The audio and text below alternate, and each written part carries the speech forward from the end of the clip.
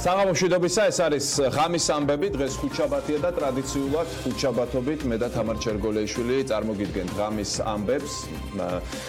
ეს კვირა იყო საინტერესოც დახუნძლულიც ამბებით. აქედან ჩვენ რაღაცებს მოკლედ შევეხებით, მაგრამ რამდენიმე თემას, უბრალოდ ორ თემას თალაკვაძე, ქობულია და დღეს გავიგეთ, რომ ვოლსკის სახლიც გავუქურდავთ და რაღაც ხორ ტროლავენ ამ ხალხს. ვიღაცა შტაბეში. კონტექსტი არის ხო ძალიან საინტერესო, როდესაც მიდის დავა იმაზე, რომ კრიმინალი რა მდგომარეობაშია ქვეყანაში და ადამიანები, რომელთაც უწევთ, ასე ვთქვათ, განმარტებების გაკეთება კრიმინალზე, პარლამენტის დონეზე, სწორედ მათ შეეხოთ ეს ამბავი და ასევე ერთ-ერთ თავრობის წარმომადგენელს. ამიტომ ეს კონტექსტი ცოტა საინტერესო სასაცილოსაც ხდის ამ ამბავს. ხან ხო ვფიქრობ ხოლმე რომ რაღაცნაირი წყევლა აქვს რა, იმიტომ რომ ეხა ხო ეს კრიმინალის გაზრდა ეს თემაა და ეხა კრიმინალი რო გაიზარდა, ეს მათი პრობლემაა და მათი ბრალია, მაგრამ ის რო ეხა ესე მიეწყოდა მთლად მათ ქურნავენ, ეს ნამდვილად უცნაური რაღაცა თქვა, ძალიან საინტერესოდ გაამართლა პრემიერმა ეს ყველაფერი, რომ ჩვენო პრივილეგირებული მინისტრები არ ვყავს, ანუ ქურდების და დანაშაულის წინაშე ყველა თანასწორია, სხვა შორის ამას ვამბობდით, როდესაც ვთქვათ, აი კრიმინალებს ექსუდ გამდნენ, როდესაც ვთქვათ, ხდებოდა მათი რომანტიზება, რომ აი კი, მან რაღაცა სწორი ხაზი იყო მოსანახი, იმიტომ რომ როდესაც კრიმინალის წონა იზრდება, ეს ყოველთვის იზრდება მოქალაქის ხარჯზე და სადაც ეხა პარლამენტის წევრს ეხება ეს ყველაფერი და ისეთ ადამიანებს, რომელსაც ვთქვათ, თავის პატრონობა შეუძლიათ, იქ ეხა რიგითი ადამიანები ბუნებრივია, უფრო მძიმე მდგომარეობაში არიან და შეწუხებულები კრიმინალისგან. კიდე ერთი საინტერესო ამბავი მოხდა, პრემიერმა დაგვიანონსა, რომ ბათუმი გახდება საუნივერსიტეტო ქალაქი და თქვენ გახსოვთ ალბათ, რომ ცოტა ხნის წინ ქუთაისი ხდებოდა საუნივერსიტეტო ქალაქი. იქ გოგიწულაიამ მერხები მიიტანა მერე და რაღაც სკამები და დაჯდა და მოკეთ ეთყობა ამ მერხებს იმდენი ადამიანი მიეწყდა, გახსოვთ, რომ ქუთაისში პორტის აშენებაც დაგვიანონსეს ბატონმა ნიშნიანიძემ ალბათ გახსოვთ ეს, რომ პორტს აშენებდნენ და მერე განმარტებები უწევდათ. ეთყობა მშრალ პორტს გულისხმობდა და ეთყობა ამ მშრალი პორტიდან იმდენი ხალხი მიაწყდა, სტუდენტები მიაწყდა ქუთაისის საუნივერსიტეტო ქალაქს, რომ ბათუმის შეხიდება გახდა საჭირო, მაგრამ თავარი ამბავი მაინც სტოლტენბერგის ვიზიტი და მისი გზავნილებია.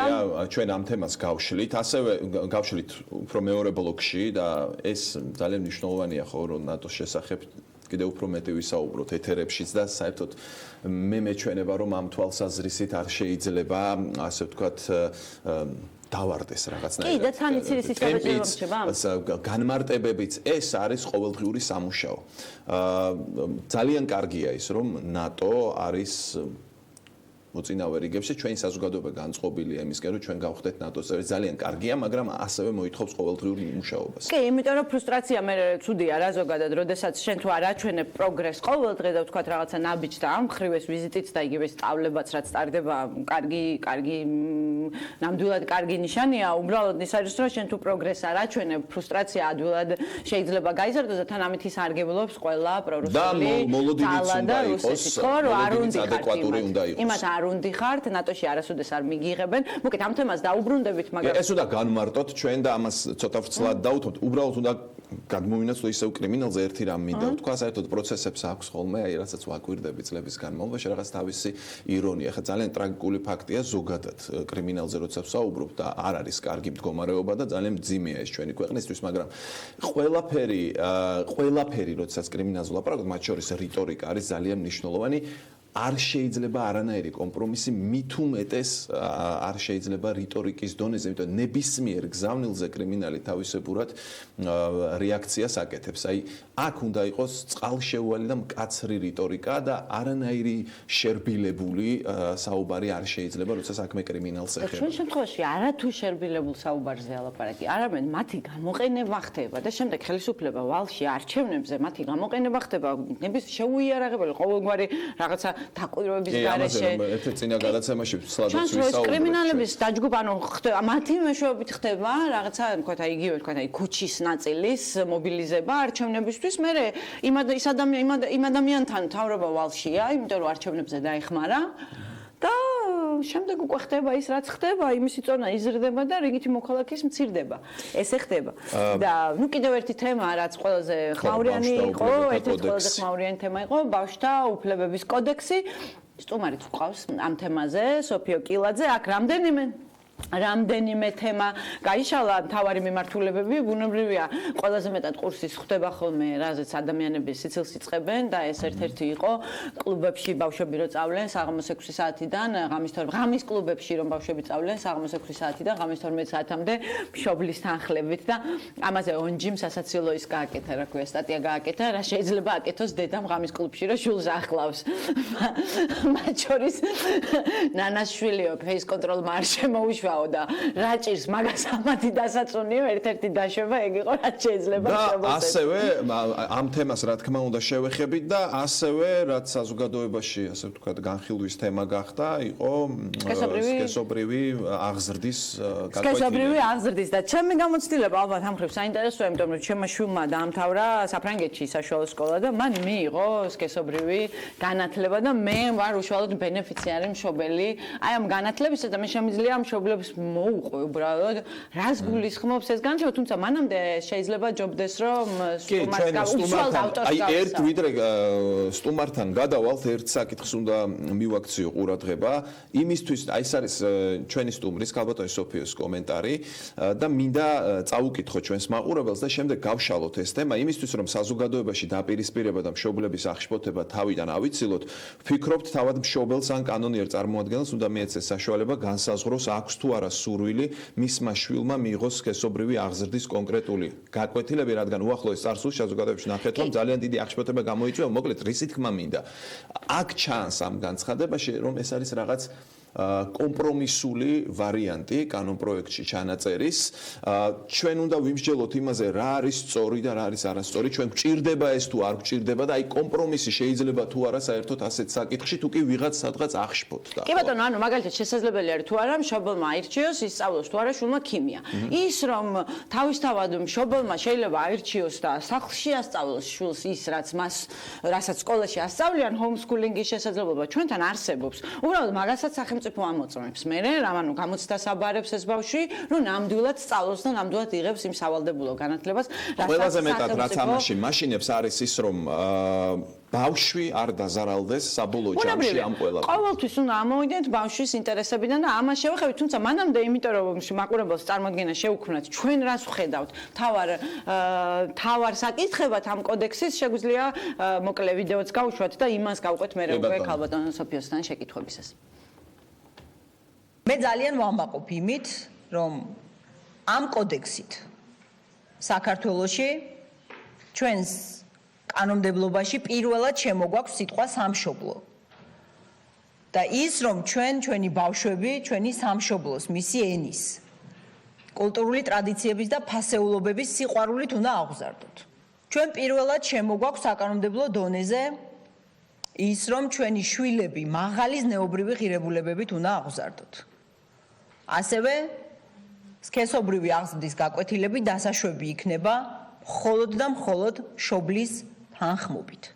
ასევე თუ ოჯახი მოითხოვს კონკრეტულ კრიზისულ შემთხვევებში მართლმადიდებულ ეკლესიას და ასევე სხვა კონფესიებს, ვისაც მოითხოვს კონკრეტული ოჯახი, მათ უფლება ექნებათ, რომ ჩაერთონ და კონსულტაციები გაიარონ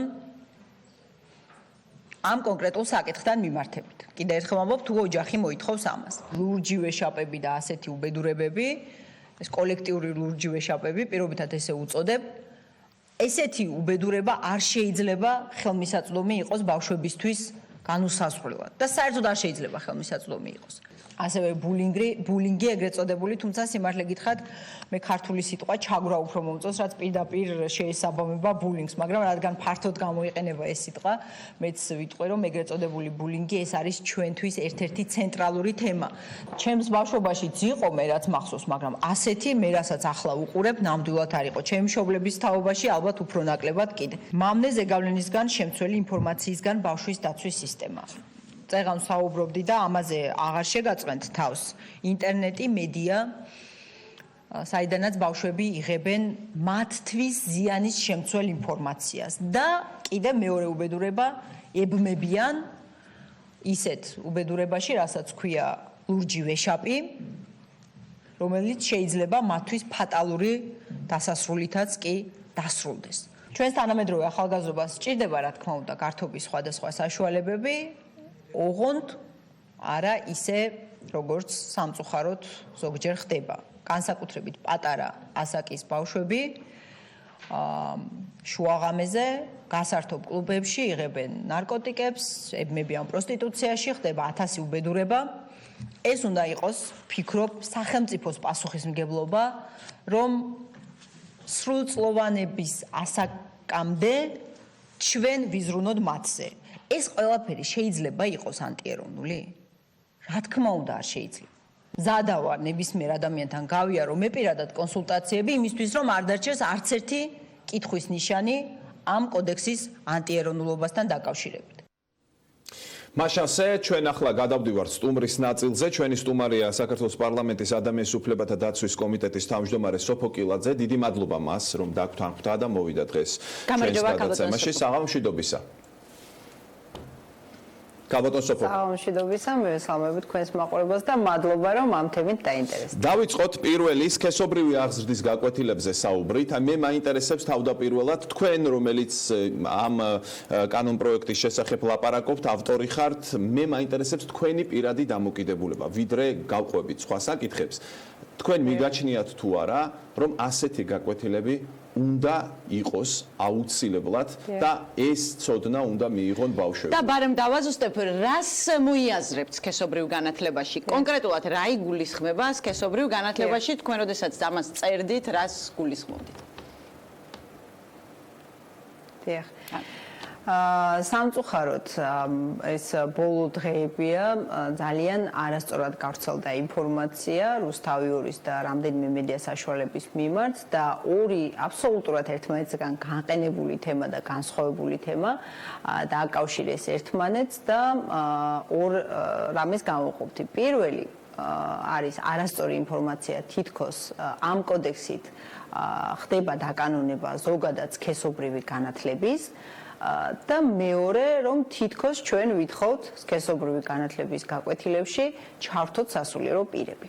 თქვენს მიერ ნაჩვენები ვიდეოდანაც ჩანს რომ ორი აბსოლუტურად განსხვავებული თემა არის. ერთი ის შემთხვევები, როდესაც მშობლის თანხმობა არის საჭირო ზოგადად განათლების ნაწილში ამ კუთხით და მეორე, როდესაც კრიზისულ სიტუაციებში სასულიერო პირები შესაძლებელი არის ჩაერთონ კონსულტაციების დონეზე. კი ბატონო, მაგრამ ამას კანონით დარეგულირება რა შეჭირდება? აი ეს მინდა კითხო. მაგალითად, ბავშვებიდან სასულიერო პირები, აი რაში, ანუ აი ხო ისაც შეუძლია ბავშვს. კრიზისული სიტუაცია, როდესაც ოჯახიდან გამოყვანა და ვთქვათ ძალადობის შემთხვევები და ასე შემდეგ, შემოთავაზება იყო, რომ შესაძლებელია გაჩნდეს ასეთი ვარიანტი, როდესაც ოჯახი ითხოვს ამას და თუ ოჯახი ითხოვს ამას, ესეც სახელმწიფოს დისკრეციული უფლებამოსილება არის, ვთქვათ, რამდენად ჩათვლის კონკრეტულ შემთხვევაში ასეთ კონსულტაციებს მიზანშეწონილად და მეორე თემა არის სქესობრივი განათლების საკითხი.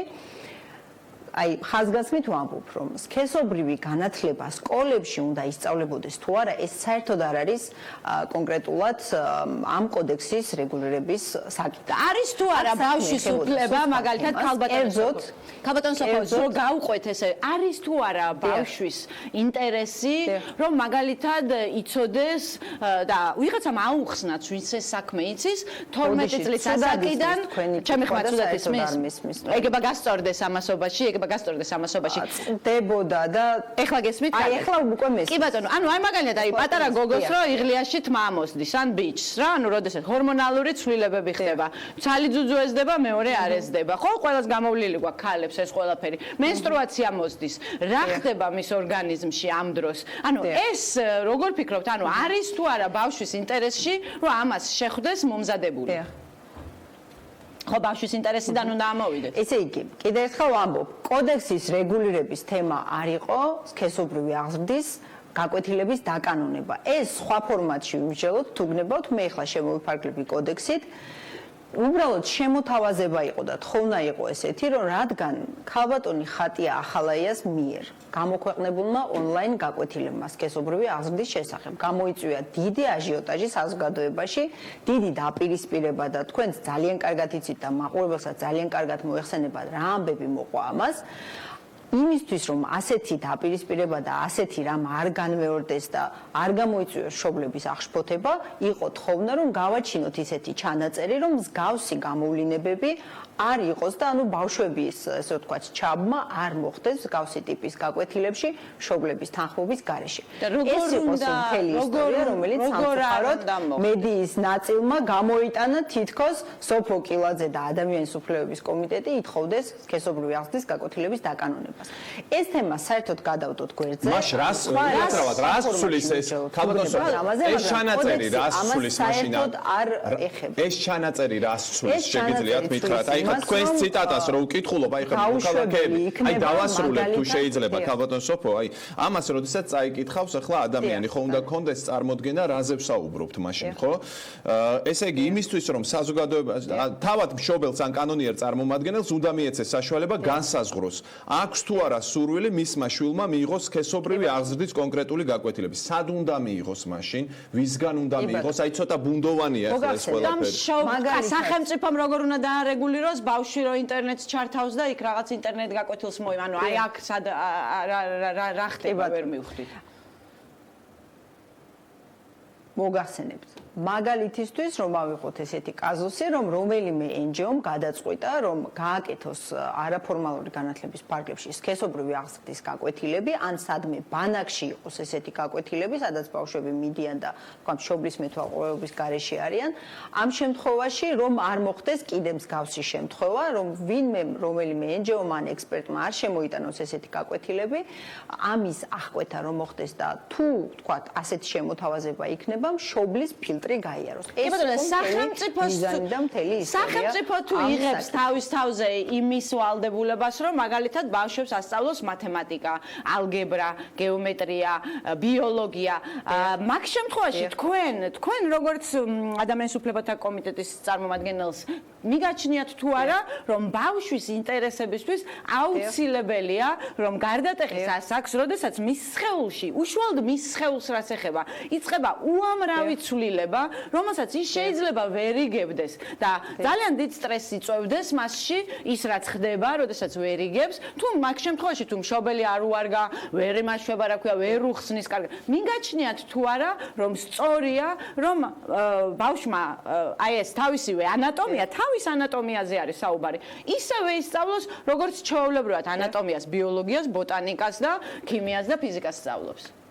სწორად მიგაჩნიათ თუ არა თქვენ ბავშვთა უფლებების კოდექსის გაკვეთილებში ანატომიის ანატომიის გაკვეთილებში მე რამდენადაც ვიცი დღესაც ისწავლება ზოგადად ბიოლოგიურ საკითხებს რაც შეეხება, ასევე ჩემს ბავშვობაში ისწავლებოდა და დარწმუნებული ვარ თქვენს ბავშვობაშიც ისწავლებოდა. არა, ჩემს ბავშვობაში ის არ ისწავლებოდა, რასაც ჩემი შვილი სწავლობს. მე არ ვიცოდი ძალიან ბევრი რამე, მშობლებმა ამისცეს, მე კარგი მშობელი მყავდა ერთი წუთით, ანუ იმიტომ რომ კითხვაზე მინდა რომ მიპასუხოთ და ყველა კითხვაზე თუ შეიძლება დავასრულოთ, ყველა კითხვა დაგასრულებთ. თქვენ შეიძლება მოგწონდეთ ჩემი კითხვა.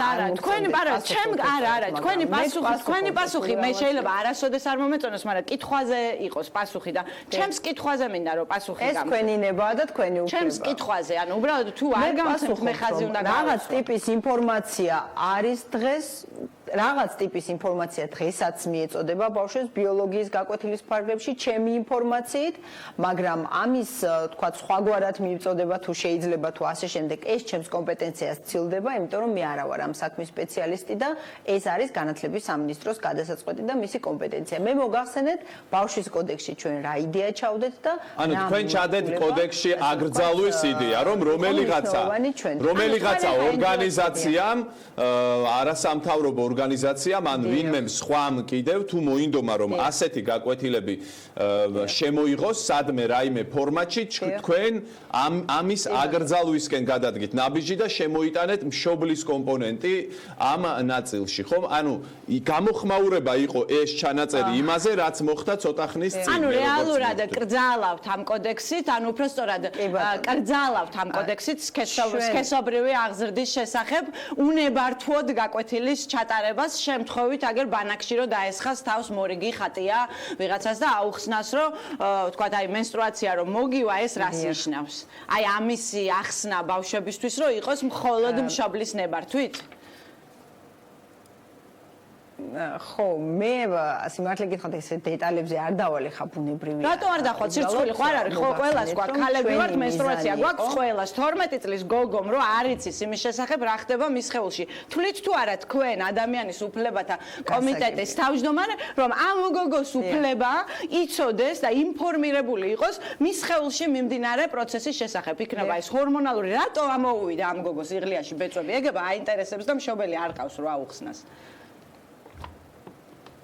კეთილი, გასაგები არის თქვენი პოზიცია, მე გპასუხობთ იმას, რასაც გპასუხობთ. ანუ ჩვენი მიზანი რაც იყო, მოგახსენეთ, რომ ამ შემთხვევაში, როდესაც ხდება რაღაც ინფორმაციის მიწოდება ბავშვებისთვის, ამაზე მშობელი იყოს ინფორმირებული და მოხდეს მისი თანხმობით, ასე ვთქვათ, ეს NGO იქნება, თუ იქნება რომელიმე ექსპერტი, თუ რაღაც სხვა ფორმით, არ ვიცი მე. ანატომიიდან რომ მოითხოვონ, თქვათ იგივე იმ ორგანოებზე ინფორმაციის მიწოდება, რომელიც სექსს უკავშირდება და სქესს უკავშირდება იგივე აი იმ ჯგუფებმა, რომლებსაც ახლა თქვენ ცდილობთ რომ ასიამოვნოთ აი ამ კოდექსით.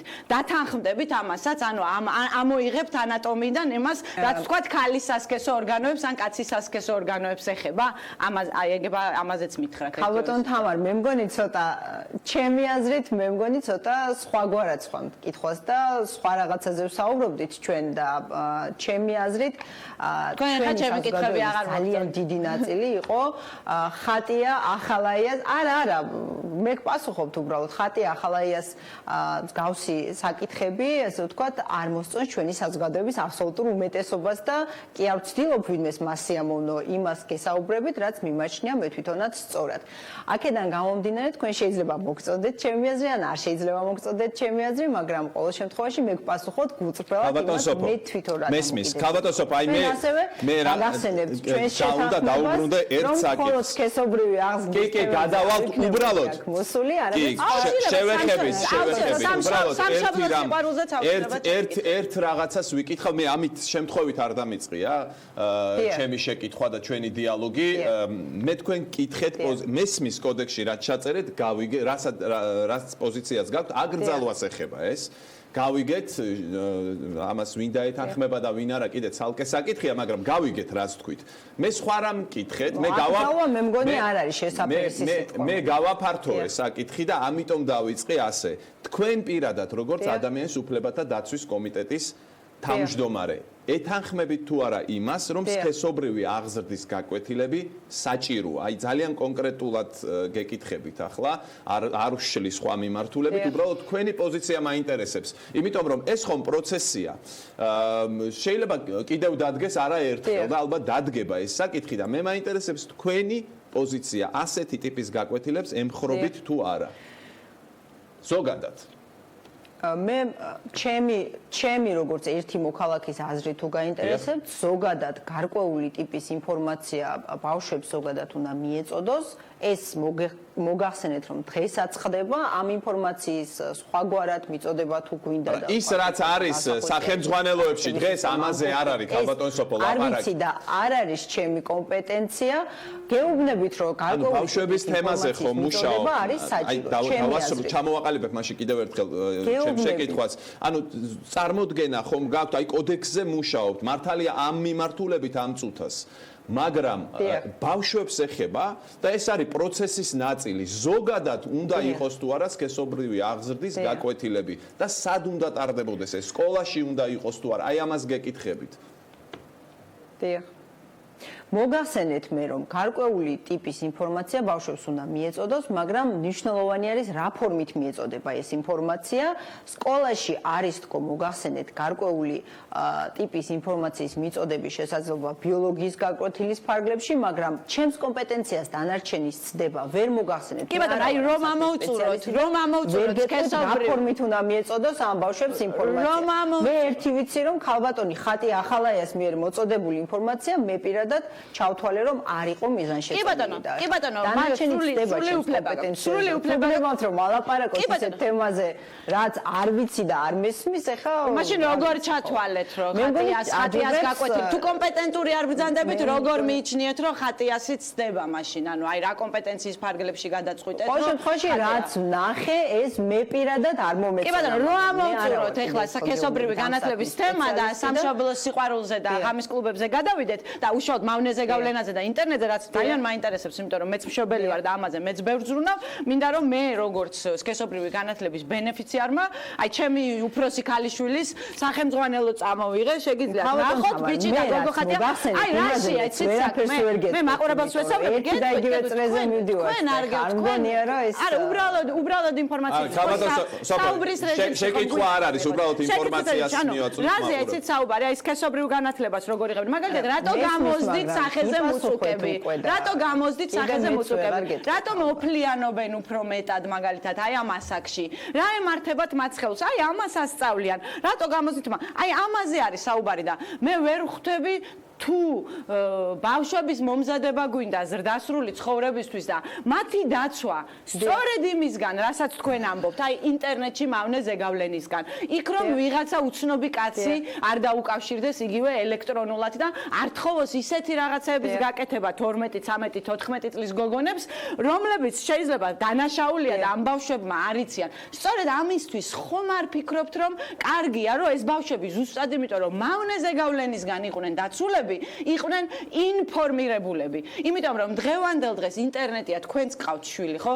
დღევანდელ დღეს ინტერნეტია მილიონი ფილტრი მიყენია, მაგრამ დღესაც არ ვიცი, არა ვარ დარწმუნებული და უსაფრთხოდ დღესაც არ ვზნობ თავს და ამიტომ ჩემი შვილის შეიარაღება მირჩევნია, აღჭურვა მირჩევნია ინფორმაციის, რომ ზადში ცოდნა ყველაზე კარგი არაღია და აი აქ მე მგონი რომ აბსოლუტურად მესმის. აბსოლუტურად მესმის. აი ეს მინდოდა მხოლოდ რომ მეთქვა, ეხლა გადავიდეთ სამშობლოს სიყვარულზე. მე ზოგადად. დიახ. სამშობლო ვამაყობთ. მე მაგაზე მოგახსენეთ პასუხი და გითხარით რომ გარკვეული ტიპის ინფორმაცია უნდა მიეწოდოთ ბავშვებს. კი ბატონო, აი გადავდგით ერთმანეთისკენ და გასაგებია ნათელია რასაც ვამბობ. კი ბატონო, ძალიან მიხარია. და ეხლა სამშობლოზე მინდა გკითხოთ რამდენიმეჯერ დავიმეორე და. კი, თქვენ დიდი მადლობა ჯერ ისევ რომ მოხვედით, იმიტომ რომ მე არ ვარ ხოლმე განებივრებული ქართული ოცნების წევრებთან საუბრის შესაძლებლობით და ამას ნამდვილად გიფასებთ ქალბატონ სოფიო. მეორე რაც მინდოდა მეკითხა თქვენ თქვით რომ მე ვამაყობ რომ სამშობლო გაჩდაო ჩემს მაშიო რა ქვია ჩვენს კანონს აკანონმდებლობაშიო და სამშობლო ხო რაღაცაირი განცდა უფრო ანუ გრძნობა განცდა ხო ვისთვის რა არის სამშობლო ეხლა სტალინი საქართველოში იყო დაბადებული მაგრამ მისი სამშობლო საბჭოთა კავშირი იყო ხო ანუ ეს ისეთი რაღაცა რომ დიდად როგორ ფიქრობთ ანუ სამშობლოს სიყვარული კანონმდებლობით როგორ უნდა გამოუმუშაოთ ადამიანებს ან ტრადიციების პატივისცემა აი ესეთი რაღაცები ისმოდა ხოლმე და ეს ცოტა ხო არ ცდება კანონმდებლობის რეგულირების ჩარჩოებს და ადამიანის პირადი საქმე აი გრძნობების პოლიციასავით ხო არ გამოდის ცოტა იმიტომ რომ ხო ვერ დაავალდებულებ ადამიანებს რომ პატრიოტი იყოს ან საქართველოს უყვარდეს ხო რისთვისაა საერთოდ ეს ჩანაწერი ხო კარგი კითხვა არის მოგახსენებთ ახლავე სამშობლო ძალიან კარგად მოგეხსენება თქვენს და საზოგადოებასაც რომ ეს ჩვენთვის ჩვენი ქვეყნისთვის და ჩვენი ქვეყნის შვილებისთვის განსაკუთრებული დატვირთვის და მნიშვნელობის მატარებელი სიტყვა არის ჯერ კიდევ დიდი ილიადან მოყოლებული და მას მისადმი ანუ ამ სიტყვისადმი განსაკუთრებული დამოკიდებულება აქვს ჩვენი საზოგადოების დიდ ნაწილს და ჩვენ ამ ბოლო დროს, ამ ბოლო პერიოდში ხშირად საყვედურობენ და ვფიქრობ სამართლიანადაც რომ რაღაცნაირად მივიწყებული არის ეს სიტყვა, რაღაცა გაუფერულებული თუ გაუფასურებული არის ეს სიტყვა. ვფიქრობ რომ ჩვენ თუ გვინდა საქართველო მომავალში იყოს ძლიერი განვითარებული ქვეყანა, ჩვენ უბრალოდ ბავშვებამდე უნდა მივიტანოთ ის რომ მათ უყვარდეთ თავიანთი სამშობლო, უყვარდეთ ის ქვეყანა, ის მისი ენა და უყვარდეთ მისი ფასეულობები, როგორც ეს ჩვენ გადმოგცეს ჩვენმა წინაპრებმა და მე მგონია რომ პოლიტიკის დონეზე, პოლიტიკის განსაზღვრის დონეზე მნიშვნელოვანი არის რომ ჩვენ კანონმდებლობაში შემოვიტანოთ და ამით ახალი ასე ვთქვათ სული შთაუბეროთ. მესმის აი თუ შეიძლება შეკითხვა უნდა დაგისვათ. ნაწილიდან იყო მოთხოვნა ამისი რომ რაღაცნაირად მივიწყებული იყო ეს სიტყვა. მესმის აი იმისთვის რომ თუ გვინდა რომ ფურცელზე დაწერილ ქვეყანა გქონდეს სიტყვებად არ დარჩეს. დიახ, გესმით ხომ ჩვენი სიტყვები იმისთვის რომ არ დარჩეს რაღაც ფურცელზე დაწერილად, აი სამშობლოს, მშობლიური ენის, მშობლიური ქვეყნის, ტრადიციული კულტურული ღირებულებების პატივისცემაზეა ეს ფორმულირება, როგორც აქ ვკითხულობთ. აი, ჩაიწერა, ვთქვათ ეს, დამტკიცდა და შემდეგ რა ხდება? ანუ რა იცვლება იმით, რომ ჩვენ ეს აქ გვიწერია. ძალიან კარგი სიტყვებია, სამშობლოც, მშობლიური ენაც, მშობლიური ქვეყანაც, ყველაფერი კარგია, მაგრამ აი თამარმაც აღნიშნა, ხო ეს რაღაც პირადი გრძნობების საკითხიც არის ამასთანავე და მაინტერესებს ამას აქ რომ წერთ ამის შემდეგ რა ხდება? აი მეორე დღეს გვეღვიძება და რა იცვლება? აი დავაზუსტო ვახოს, იმიტომ რომ ბევრი დრო არ გრჩება. იცით რატო? იმიტომ რომ რატო ვხედავ ხიფათს ესეთ რაღაცაში. ხა სამშობლოს სიყვარულში რა ხიფათს უნდა ვხედავდე ეწეროს, რამდენიც უნდა, მაგრამ როდესაც გრძნობების რეგულირებაზე გადავდივართ, იქვე ჩდება მაგალითად შეურაცხყოფა. და მე შემოდის ის, რომ აი მოდი ახლა შეურაცხყოფაც ვარეგულიროთ, ხო? და შეურაცხყოფა მე ვისთვის რა არის შეურაცხყოფა? და აი ცოტა აი არ ვიცი თქვენ იმას უწოდა ხდება ამასთან ბერკეტი კონკრეტული პოლიტიკური ბერკეტი გახდება. უნებრივია და აი ცოტა ორუელს ხوار აი ბიძი თქვენს ერთ პარტიის ლიდერს უყვარს ხოლმე ორუელის გახსენება და ცოტა აი მაგას აი ცოტა გრძნობების რაღაც იმაში ხوار შევდივართ, რა ქვია, უშნოდ რეგულირებაში, იმიტომ რომ ისმის ხოლმე სულ ესე აი ხა ჯერ სამშობლოს სიყვარული დავარეგულირებთ, მე შეურაცხყოფებს დავარეგულირებთ და მე უკვე ტოტალიტარიზმის ნიშნები ჩდება, ხო? ცოტა, იმიტომ რომ გრძნობების რეგულირებაში სახელმწიფო არ უნდა ერეოდეს. ვახომ, ჩემი აზრით ძალიან კარგი კითხვით დაიწყო და თამარი ცოტა შორს წავიდა მე მგონი ძალიან. იმიტომ რომ ამ კუთხით, ანუ ნამდვილად კარგი კითხვა იყო თავიდანაც დაისვა. ვახოს უპასუხეთ და მე ჩემს ასიკიდან გამოვიდეთ. ვფიქრობთ, რომ ამას რეალობაში, ჩვენ როგორ ვფიქრობთ, რომ ამას რეალობაში, ესე ვთქვათ, განვახორციელებთ, ხო? რა თქმა უნდა, ეს არ არის მხოლოდ ქაღალდზე დაწერილი, რომელსაც თავისი განხორციელება არ მოყვება.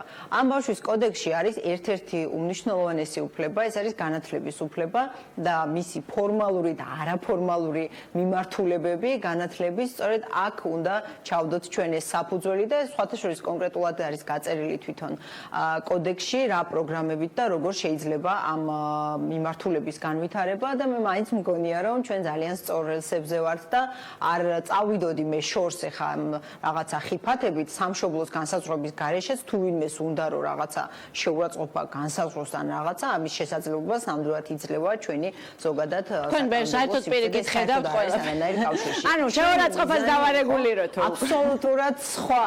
ჩვენი მიზანი იყო აბსოლუტურად რომ აი ეს პატრიოტული გრძნობა, ეს სამშობლოს სიყვარული მართლა მივიტანოთ ჩვენ ბავშვებამდე, იმიტომ რომ სამწუხაროდ დღესდღეობით ძალიან დიდი გამოწვევის წინაშე ვდგავართ, რასაც ქვია სამშობლოს სიყვარულის მიმართულებით. ხო, კაბადოსობა, ხომ არ არის ეს, ვთქვათ, აი რაღაც ამ ბავშვებში თავიდანვე არ ჩავდეთ ეს ფუნდამენტი, რატო როგორ წარმოგიდგენიათ მაგალითად სწავლენ სხვა ქვეყანაში და როგორ წარმოგიდგენიათ, აი როგორ წარმოგიდგენიათ ჩვენ ჭირდება ქართველი ბავშვები რომ წავენ საზღვარგარეთ, უყვარდეთ მხოლოდ ის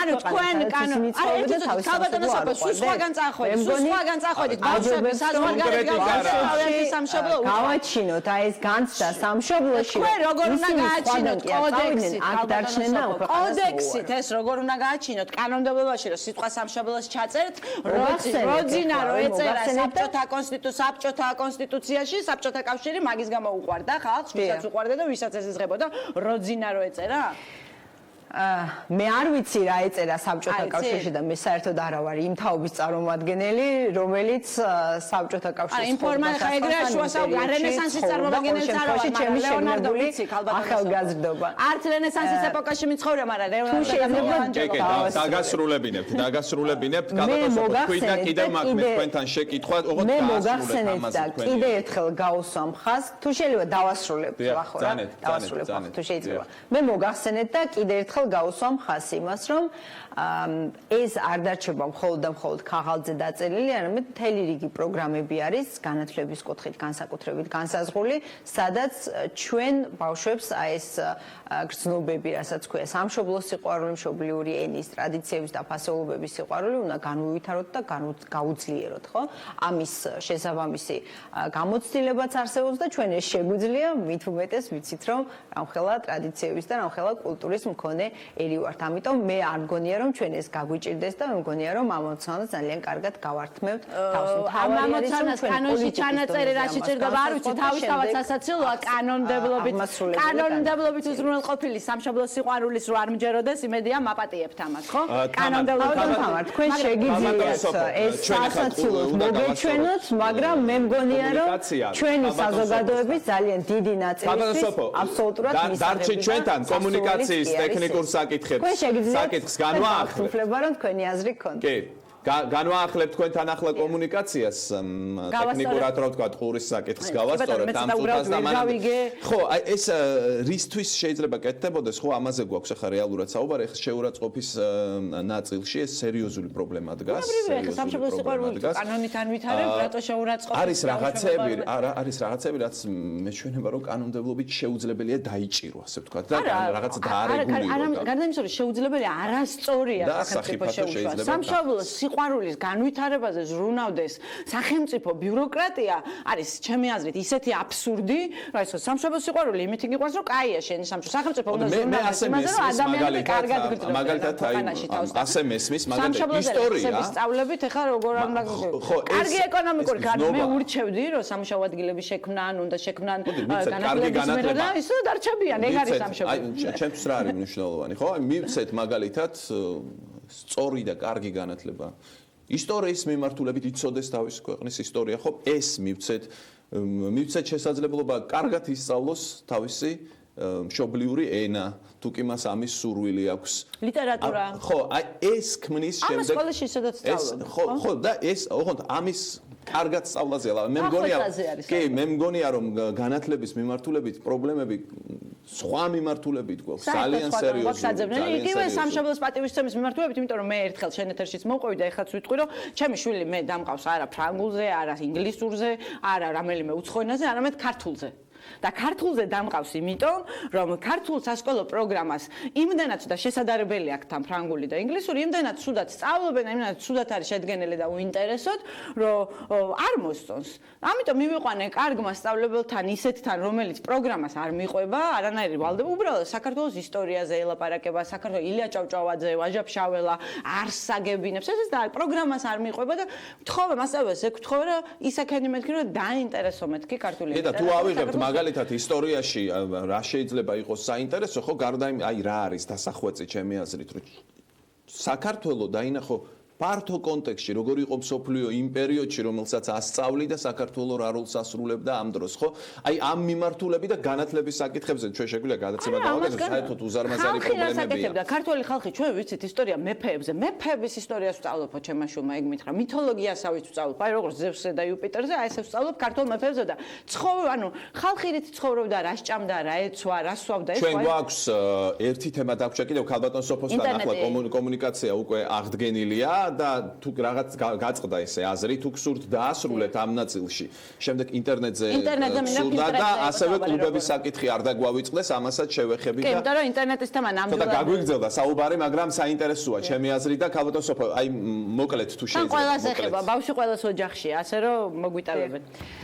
დიახ, მე სამწუხაროდ ვერ მოვისმინე თქვენ რაზე საუბრობთ სტუდიაში, ბოლო ნაწილს მოვუსწრებთ. ისეთი არაფერი გვითქვამს, რასაც მანამდე არ შევხვევივართ, ასე რომ პრობლემა არ არის. ხო, როდესაც თამარი საუბრობდა იმაზე, თუ როგორ თქვათ ასწავლის თავის შვილს ქართულს და უბრალოდ იმ თქვათ წარსულს ეს ლიტერატურა იქნება თუ რაც იქნება, რაც ჩვენს ქვეყანას და ჩვენს სამშობლოს უკავშირდება და ზუსტად ამ მიმართულებით მივდივართ ჩვენც, რომ ჯერ ერთი სამშობლოს საკანონმდებლო დონეზე შემოღებას უდიდესი სიმბოლური მნიშვნელობა აქვს და ეს მგონია რომ ძალიან დიდი მნიშვნელობის მქონე საკითხი არის რომ ჩვენ საკანონმდებლო დონეზე კიდევ ერთხელ უსვამთ ხაზს იმ უძვირფასეს სიტყვის მნიშვნელობას რომელიც საუკუნეების განმავლობაში მართლაც წმინდათაწმინდა იყო ვეფხის ტყავსანი მაგალითად ან შოთა რუსთაველი ან მაგალითად კითხვა მაგ ერთზე დავასრულებ რა ქალბატონო თამარ დავასრულებ ესე შეუძლებელია ეხა ხო ყველა სიტყვას თუ გამაწყვეტინეთ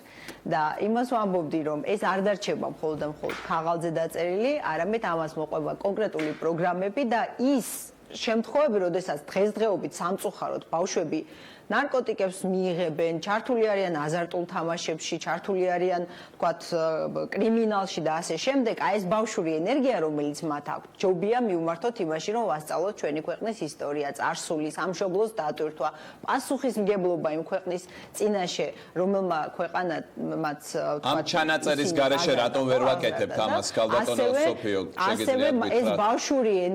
ეს ბავშვური ენერგია, ესე ვთქვათ, მივმართოთ ჯანსაღი ცხოვრების წესისკენ და აი ამ მიმართულებით და გაცილებით ნაკლები ნარკოტიკებზე დამოკიდებული გვეყოლება, გაცილებით ნაკლები აზარტულ თამაშებზე დამოკიდებული და კრიმინალში ჩაბმული ადამიანი გვეყოლება და გაჯანსაღდება ეს ნელ-ნელა. ეს კარგია, მაგრამ ამ ყველაფერს ამ ჩანაწერთან რა კავშირი აქვს? არა, უბრალოდ ვცდილობ გავარკვიოთ. უბრალოდ არა, კი არ გააფუჭებს, ჩვენ გვაინტერესებს რას გაუმჯობესებს. ამ ჩანაწერის გარეშე შემიძლია გითხრათ რას გააფუჭებს. როდესაც კანონში გიწერია რაღაც. ერთი წუთით არ გაუმჯობესებს. არა, როდესაც პოლიტიკა ქალბატონო, ვინსტონ ჩერჩილი მოგწონთ როგორც პოლიტიკოსი. ქალბატონო სოფიო, ჩემი კითხვის დასმის ჯერიც არის. სამშობლო პრიორიტეტია ჩვენთვის, ჩვენ ბავშვებს უნდა ვასწავლოთ ეს ყველაფერი, ხო? ეს ბუნებრივია აღმასრულებელი ხელისუფლების დონეზე იწვევს იმას, რომ ეს პოლიტიკა განხორციელდეს და მით უფრო, როდესაც კანონში სამართლებრივ საფუძველს ქმნით ამ ყველაფრის. ამიტომ მე მგონია, რომ მე ძალიან დადებით შედეგებს მოიწევს. ქალბატონო სოფიო, დედა მნიშვნელოვანი სიტყვაა, დედა. ნიშნავენ სიტყვა ან დედამიწა მაგალითად. ხო, კარგი ძვირფასი სიტყვაა დედამიწა ჩვენი ყველას.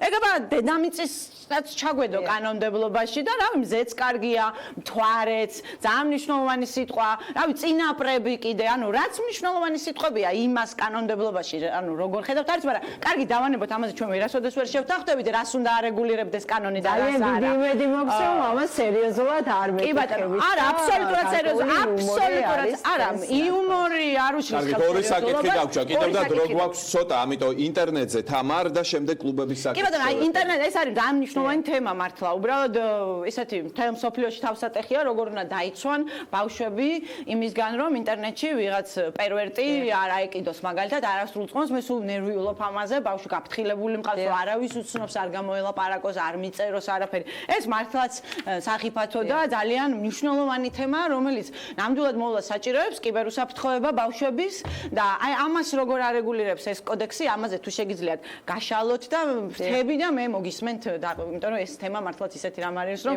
ნამდვილად საჭიროებს სახელმწიფოს ყურადღებას. დიახ, აქ არის ორი მნიშვნელოვანი მიმართულება, ერთი წმინდა ტექნიკური, როგორ შეიძლება ბავშვები დავიცვათ საფრთხის შემცველი ინფორმაციისგან და კონტენტებისგან, ეგრეთ წოდებული, ანუ შინაარსებისგან, ანუ ის რომ თქვათ, ის ინფორმაცია, რაც არის რეალურად ბავშვებისთვის საფრთხის შემცველი, ძალადობა, თქვათ, პორნოგრაფია და ასე შემდეგ, ამისგან როგორ დავიცვათ ბავშვები, ეს არის წმინდა ტექნიკური თემა და მეორე უნდა დაიცვათ ტექნიკურად გამოვუმუშაოთ. თუ დავაცდით, გეტყვით. და მეორე ეს როგორ უნდა დაიცვათ ეს დამისრულეთ თუ შეიძლება რომ ამ მაყურებელმა გაიგოს რომ კონკრეტულად ანუ გავიგე უნდა დაიცვათ როგორ იცავთ ანუ თქვენ ხო გაფიქრი გაქვთ ამაზე რადგან ეს დაწერეთ ფილტრებით იგივე როგორ ხო და აი არა სულ მე მინდა რომ ჩემ კითხვაზე მიპასუხოთ რაც ჩემს მაყურებელში მაშინ ვერ დავა არა ქალბატონო სოფიო მე თქვენსას გეკითხებით თქვენ გეძიებით ანუ თქვენ თქვით რომ ეს უნდა დარეგულირდეს როგორ აი ამაზე გამეცით პასუხი როგორ არსებობს ტექნიკური საშუალებები ამისი, ეგრეთ წოდებული ფილტრები, ეგრეთ წოდებული შავისიები, ის რაც არის განვითარებული ქვეყნების, ასე რომ ვთქვათ, გამოცდილება, ჩვენ ამაზე მეც ამ ეტაპზე ბუნებრივია ვერ გავაკეთებთ, მაგრამ მგონია, რომ მნიშვნელოვნად შემცირდება საფრთხის შემცველი კონტენტებისგან ბავშვის დაცვის მიმართულება. ეს ერთი მიმართულება.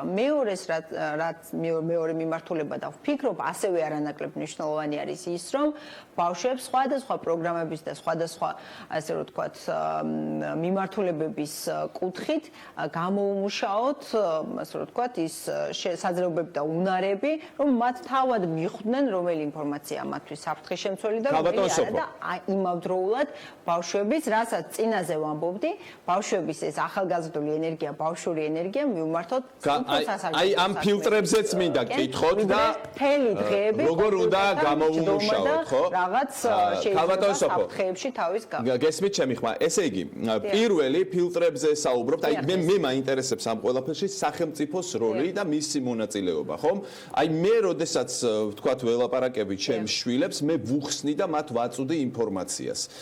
ფილტრებთან დაკავშირებით რაც თქვენ ახსენეთ, ესეც საინტერესოა და მეორე მხრივ მე ვუხსნი ჩემ შვილებს. აი ხა მაინტერესებს სახელმწიფო სად შემოდის აქ და რა ფორმით შემოდის ჩემი და ჩემი შვილების ურთიერთობაში. აი ეს მაინტერესებს ამ წუთას ყველაზე მეტად. ფილტრებს რაც შეეხება, როგორც მოგახსენეთ, ეს არის ძალიან განვითარებული დასავლური პრაქტიკა, ეგრეთ წოდებული. ვიცით, ქალბატონო სოფო, ეს აქ ჩვენ ფილტრები დაყენებული მაგრამ უბრალოდ სახელმწიფოს როლზე არის საუბარი. სახელმწიფო რა უნდა ქნას, ეს მე ოჯახში მაქვს დაყენებული. მე საუბრობ კი ბატონო, გასაგებია, მაგრამ უფრო ფართო მასშტაბითაც არსებობს ფილტრები, ვიდრე ოჯახის და ერთი კომპიუტერის ფილტრი არის და ამაზე ვსაუბრობ ზუსტად. ასევე მნიშვნელოვანი არის ის, რომ ამ კუთხით ჩვენ არ აგვაქვს ილუზია, კიდე ერთხელ ვამბობ, რომ ნულამდე დავიყვანთ ასეთი საფრთხეების, ესე რომ ვთქვათ, ზეგავლენას ბავშვებზე, ხო? აქ საუბარი არის შემცირებაზე, იდეალური სახელმწიფო და იდეალური საზოგადოება არ არსებობს, როგორც ყველას კარგად მოგეხსენებათ, აქ საუბარი არის საფრთხეების მინიმიზება. მესმის, აი მე და ნებისმიერ მშობელს აქვს კარგად გავლილი გზა არის სურვილი რომ უსაფრთხოდ იყოს ამ ნაწილში ჩვენი შვილები ქალბატონ სოფო ეს ძალიან მნიშვნელოვანია მაგრამ მე მაინტერესებს სახელმწიფო იმ სივრცეში ხომ არ ცდილობს შესვლას სადაც არ უნდა შევიდეს აი მე ჩემ შვილს რაღაცას ვუხსნი როგორ შეიძლება ინტერნეტთან ურთიერთობა მე მაინტერესებს სახელმწიფოს როლი რაღაც რომ კანონში წერია ის როგორ აღსრულდება აი ეს მაინტერესებს ამ წუთას ფილტრი სახელმწიფომ ჩემი შვილის კომპიუტერზე როგორ უნდა დააყენოს ფილტრი რა გონიათ ქალბატონო სოფო ანუ ფილტრი რა არის კონკრეტულად რომ მითხრა რომ თქვენ საუბრობთ და მე არ მაცლით საუბრობთ არა მე მინდა არა ჩვენ კითხვებს ჩვენ კითხვებს ვაქვს და თქვენ გვინდა რომ გვიპასუხოთ ქალბატონო სოფო საინტერესო ხომ უნდა გავიგე ქალბატონო სოფო მაგრამ კითხვაზე მე შეიძლება თქვენ გითხრათ კითხვა დაგისვათ და თქვენ დაიწყოთ ვაჟაბშაველას რომელიმე ლექსის თქმა მე ხო თქვენ უნდა გითხრათ რომ ვაჟაბშაველას ლექსიკი არ მინდა კითხვაზე პასუხი მინდა ხო კითხვაზე პასუხი გასაცემად ამიტომ ფილტრი არა ძალიან მომწონს და ვაჟაბშაველას ლექსებით ძალიან მომწონს უბრალოდ შეიძლება უადგილო იყოს იმ მომენტში და აი რაც უადგილოა იმაზე მეკითხეთ არა ქალბატონო სოფო ფილტრი რა არის ფილტრი რა არის და როგორ დგება შეგიძლიათ აგვიხსნათ ფილტრი რა არის და როგორ დგება და ვინ აყენებს კეთილი ამის ტექნიკურ დეტალებზე და ტექნიკურ საკითხებზე თუ გნებავთ სხვა რეჟიმში ვისაუბროთ არა ამ რეჟიმში მინდა რაღაცაზე გავაკეთებ აქცენტს თქვენი ნებართვით არ ვიცი ხა პარამეტრები როგორ აგიხსნათ მე არა ვარ IT სპეციალისტი არა მიხსნათ ვიცი დაყენებული მაქვს მე უბრალოდ გეკითხება თქვენ გეკითხებით ეგრეთ წოდებული შავი სიები ეგ სხვა რაღაცა არის ქალბატონ თამარი არსებობს ეგრეთ წოდებული შავი სიები არსებობს საუკეთესო პრაქტიკა არ ვიცი მე კიდე ერთხელ გეუბნებით არა ვარ IT სპეციალისტი და ესე დეტალებში ვერ აგიხსნით მაგრამ რაც ვიცი ზუსტად არის ესეთი საუკეთესო გამოცდილება და პრაქტიკა რითაც საზღვარგარეთის ქვეყნები იცავენ თავის ბავშვებს და თავის თავს მავნე ზეგავლენის ქალბატონო იმ ქვეყანაში ვცხოვრობდი სადაც ესე იცავენ და მშობელი აყენებს ამას ყველაზე მოკლედ შობელიც აყენებს და სხვა შესაძლებლობებიც არის და ეხლა თუ თქვენ გნებავთ მოგვიყევით მე ამ შესაძლებლობებზე გელაპარაკებით ჩემსაც და თქვენ ამ შესაძლებლობებზე გელაპარაკებით გვაინტერესებს შემთხვევით ინტერნეტის დაბლოკვა ხო არ გინდა შემთხვევით ინტერნეტის დაბლოკვა ხო არ გინდა და ჩემი მამა ჩემის კომპიუტერში რო შეძურეს მამა ჩემსაც ფილტრს დაუყენებთ კარგით თუ თქვენ მეკითხებით გვინდა თუ არა ინტერნეტის დაბლოკვა მე გპასუხობთ რომ არა არ გვინდა მომდენო საკითხს რაც შეეხება ვფიქრობ რომ მნიშვნელოვანი არის ძალიან რომ ბავშვებს ამ კუთხით სერიოზულ ანუ სწორად მიეწოდოთ ინფორმაცია ვახო თქვენ რასაც საუბრობდით რომ თქვენ გინდა თქვენ შვილს ელაპარაკოთ ბუნებრივია ამას არავინ არ გიშლის და იგიშლით დიდი მადლობა სად მიიღებს ვისგან მიიღებს ამ ინფორმაციას ჩემ გარდა ასევე. თუ გსურთ თქვენ საფრთხე ააცილოთ თქვენს ბავშვს, ბუნებრივია თქვენ ამის სრული უფლება და ვფიქრობ მოვალეობაც კი გაქვთ რომ ამაზე თქვენს ბავშვს ესაუბროთ. თუ გნებავთ რომ თქვენი ბავშვი სწორად აღიზარდოს, რაც შეეხება სახელმწიფოს პასუხისმგებლობას, აქაც გარკვეული საგანმანათლებლო ღონისძიებები არის საჭირო, სწორედ იმ პროგრამების ფარგლებში,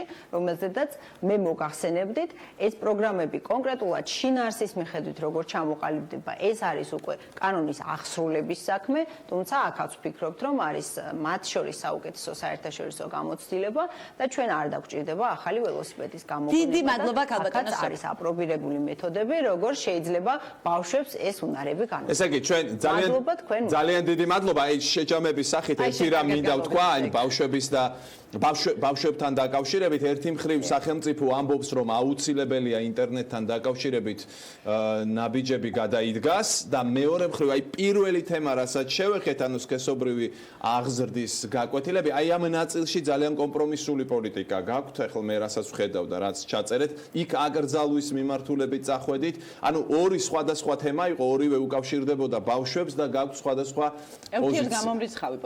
პოზიცია ჩვენ ესეთი შაბეჭდილება დაგვრჩა, მაგრამ წარმატებებს გისურვებთ, ნახოთ, იმედია ჩვენთან კიდევ მოხვალთ, კიდევ ბევრს ვიკამათებთ, კამათი კარგია, ჯანსაღი კამათი მით უმეტეს უფრო კარგია, ჩვენ მართლა გვაინტერესებს სახელმწიფო სახლებში ხო არ გვეჭრება და ხო არ არის ტოტალიტარული, იმიტომ რომ ვერ გავიგეთ მართალი გითხრათ, რატომ არის ცუდი ბავშვებმა იცოდნენ იმაზე მაცხეულში რა ხდება და რატომ უნდა ვამშვიდოთ, თქვათ იგივე, თქვათ იქ რაღაცა არასამთავრობო ორგანიზაციები იქნება ეს თუ რაღაც თქვათ შავრაზმული ორგანიზაციები, რომლებიც ამბობენ რომ ეს ბრივი განათლება არ შეიძლება თითქოს მათ შვილებს არ მოუვათ იგივე მენსტრუაცია, მათ შვილებს არ გაეზდებათ იღლიებში ბეწვები, მათი შვილები არ დაიბნევიან ჰორმონალური ცვლილებებით, ვერ მიხვდებიან მუწუკები რატო გამოუვიდათ სახეზე და რა ხდება მათ ორგანიზმში და ბავშვები როგორ ჩნდებიან.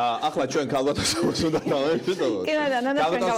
უღრმესი მადლობა რომ იყავით და მონაწილეობა მიიღეთ ამ ფორმატში. მე ვფიქრობ რომ ყოველმხრივ სასარგებლოა როდესაც ამ ტიპის დისკუსიებია, იმიტომ რომ უფრო მეც გაიგებს საზოგადოება და მათ შორის იმ ჩანაწერზე რაც კეთდება კანონ პროექტში, ხო? ამიტომ ინფორმირება და ინფორმაცია არის ყველაზე ძლიერი იარაღი იმისთვის, რომ რაღაც გაუგებრობები არ იყოს და დანარჩენს ჩვენი მაყურებელი გამოიტანს დასკვნას. დიდი მადლობა, გემშვიდობებით, კიდევ ერთხელ ყველას გისურვებთ. თქვენ რომ მომეცა შესაძლებლობა ჩვენი პოზიცია დაგვეფიქსირებინა, მით უმეტეს იმ ფონზე, როდესაც ძალიან ბევრი არასწორი ინფორმაცია. ჩვენ მგონი არასწორად არაფერი გვითქვა, შეიძლება. კარგია რომ აქ იყავით, საქართველოს პარლამენტის ადამიანის უფლებათა დაცვის კომიტეტის თავმჯდომარე, ეს საკითხები ეჭვი მაქვს კიდევ არაერთხელ გაიშლება სხვადასხვა გადაცემაში. დიდი მადლობა ხედავ, ვიცი რომ ადამიანებს უნდათ რომ ინტერნეტში მავნეზე გავლენისკენ დაიცვან და ამ ბავშვობაში ბავშვებისთვის ინფორმაციის მიწოდებას ზღუდავენ. ანუ ეს ძალიან სწორია რომ იმისთვის რომ ბავშვმა იცოდეს ვიღაცას ამ შემთხვევაში თავდამსხმელს ბოროტ ადამიანს რომელიც მას ან იგივე მოძალადეს ან არ ვიცი მე რა უნდა ამისთვის ინფორმაციით უნდა იყოს აღჭურვილი. იგივე ხა ფილტრებზე საუბრობ და მე ესეთი შაბეჭდილება დამრჩა რომ კარგად არაა გააზრებული რაზე ეს ფილტრები სახლში დგება ჩვეულებრივად და მშობელს parental control რასაც ქვია და ყველა კომპიუტერზე მქონდა კატოს შემთხვევაშიც და მაშინაც parental control და იგივე Netflix-ზე იქნება თუ რაზეც იქნება კოდები ადევს და ასე შემდეგ. ანუ ამ თემებზე მშობლებისთვის ინფორმაციის მიწოდება ძალიან მნიშვნელოვანია და კარგი იქნება ამაზე თუ არა მარტო სახელმწიფო ტელევიზიებიც ვიზრუნებთ, მედია ვიზრუნებთ და ასე შემდეგ ეს მნიშვნელოვანია, მაგრამ მეორე მხრივ ხა ყოველთვის როდესაც ასეთი თემები შემოდის ეს არის ძალიან ცნობიარე თემები, ყოველთვის ასეთი ლაპარაკი და ბევრი ლაპარაკი უნდა იყოს ამაზე, იმიტომ რომ არის ზღვარი თითქოს ესეთია რა, ერთი მხრივ შენივე უსაფრთხოების გამო შესაძლოა სულ სხვა რაღაც დაგიტრიალონ ბოლოს და ამიტომ მე სულ არ მგონია რომ ქალბატონ სოფოს რაღაცა ბოროტის ზრახვები არა ბოროტ ზრახვებზე არ ვამბობ გზას არის კეთილი განზრახვებით მოფენილი ამიტომ შეიძლება ისე ჯოჯოხეთში გდურთონ აი ამ ფილტრების დავაყენებთ და ინტერნეტზე შეზღუდული პირადი სივრცე არ უნდა შეიზღუდოს რაღაც შენზე უსაფრთხოების ზრუნვის მოტივით. ამიტომ ამას ძალიან დიდი ყურადღება შეიძლება. კი ბატონო, აი როგორ უნდა ქნან ვერ ხვდები, აი ტექნიკურად ვერ ხვდები, აი მამა ჩემის კომპიუტერში რო შევიდეს, კესო, მაგალითად, ან მამამისის კომპიუტერში შევიდეს, იქ რა ფილტრი დახვდება. ხო, ეს ანუ თუ სახელმწიფო მიყენებს რამე ფილტრს რა ყველასგან იცას, ანუ მაშინ აქ შემთხვევაში შევძრო. სახელმწიფო გიყენებს ყველგან ფილტრს ეს ხო ხდება რა პრობლემაა. ეს ორივე თემა ამიტომ მომესმა ცუდად რა, აი თავისთავად ცუდი სიმპტომი, ანუ სამშაბლოს სიყვარული უნდა ასწავლონ და ამ შემთხვევაში ხშირად ისმის ხოლმე და თამით მეტეს ქალბატონი სოფო რა ჯგუფებსაც ემეგობრება და ვისაც უთმობს როგორც წესი, აი აქედანაც ვისაც ელაპარაკებოდა. განსაკუთრებით მათ ხშირად უნდათ ხოლმე რომ შეურაცხყოფის რეგულირება მოხდეს, რელიგიური გრძნობების შეურაცხყოფა ხშირად ხდება. ვისთვის რა არის ახლა რელიგიური გრძნობა, ხო? ეს ერთი, მეორე, იგივე თქვათ ახლა იყო ხოლმე საუბარი ბოლოს, რომ ესე ცილის რაღაცა კრიმინალიზება, ცილის წამების, თქვათ მინისტრს კრიმინალი გონია, მე მგონი თუ წამოწდა, არ ვიცი, იქ ისეთი პრესი მოუწყვეთ შინაგან საქმეთა მინისტრს მაშინ მახსოვს. ხო, ესე და მოკლედ ძალიან ბევრი რამე ჰაერშია, მე გადამაჯერებელი პასუხები ქალბატონის სოფოსგან მართალი გითხრათ, ვერ მოვისმე, მიუხედავად იმისა, რომ კიდე ერთხელ დიდ მადლობას ვუხდი, რომ კი, რა თქმა უნდა, ეს დასაფასებელია, რომ აქ იყო ჩვენს ეთერში ამ ფორმატში ქალბატონის სოფო, ჩვენ რეკლამა გვაქვს. რეკლამაზე გავიდეთ, თორე გაგვახავენ ნამდვილად, იმიტომ რომ ხოში უკვე. რეკლამის შემდეგ ნატოზე ვისაუბრებთ. ნატოზე ვისაუბრებთ და სტოლტენბერგის ვიზიტზე. კი ბატონო.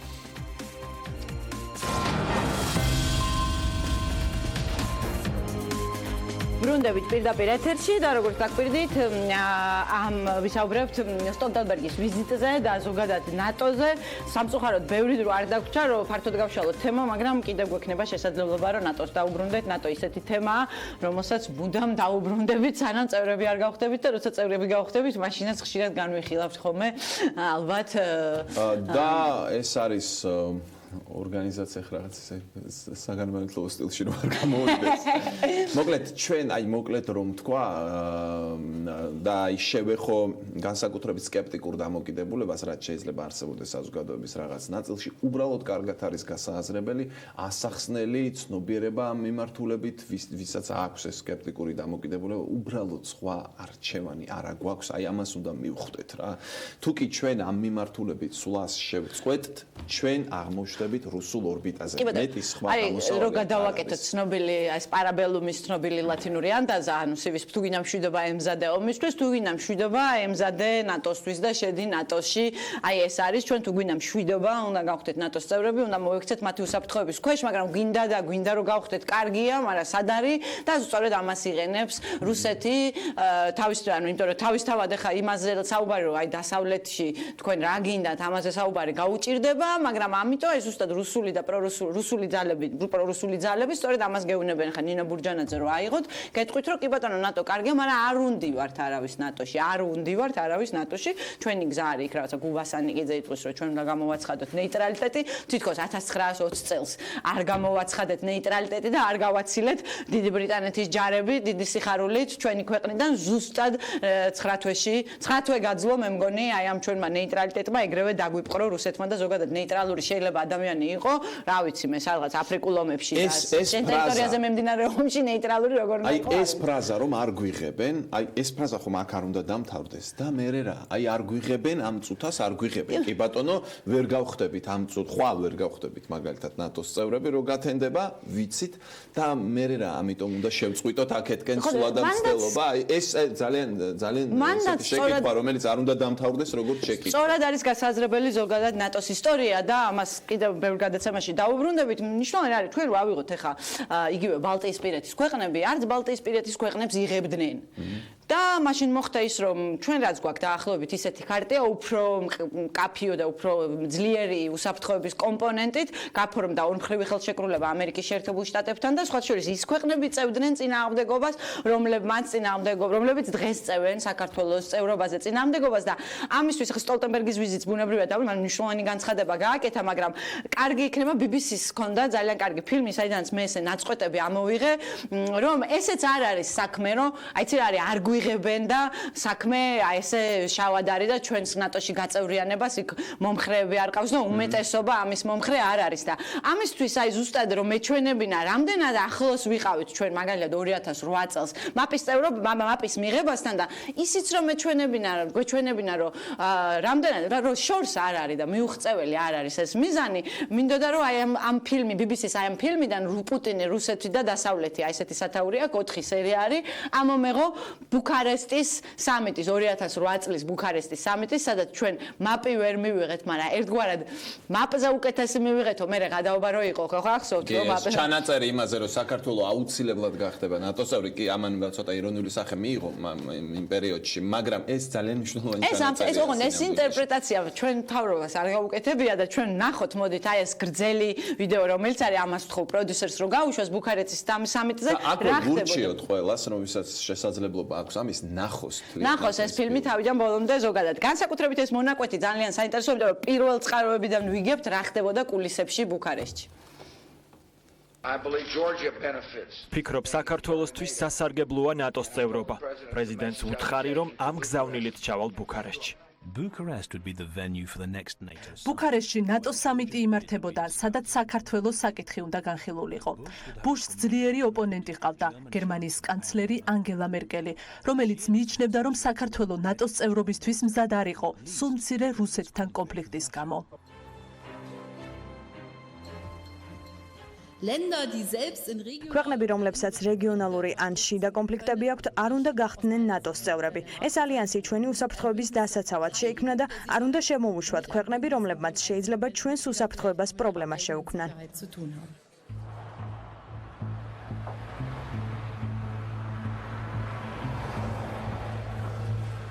ნატოს წევრები ბუქარესტში შეიკრიბნენ სასახლეში, რომელიც რუმინეთის ბოლო დიქტატორმა აშენა. იმავე საღამოს საგარეო მინისტრები ხვდებოდნენ ერთმანეთს. დღის წესრიგის მთავარი საკითხები საქართველოსა და უკრაინის გაწევრიანება იყო.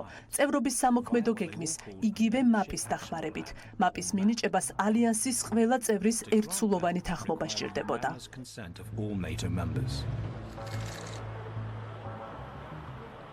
My impression was that შტაბ-ეჭვება დამრჩა, რომ ზოგიერთი წევრი რუსეთს დაპირდა, რომ მაპს არ მივცემდით საქართველოს.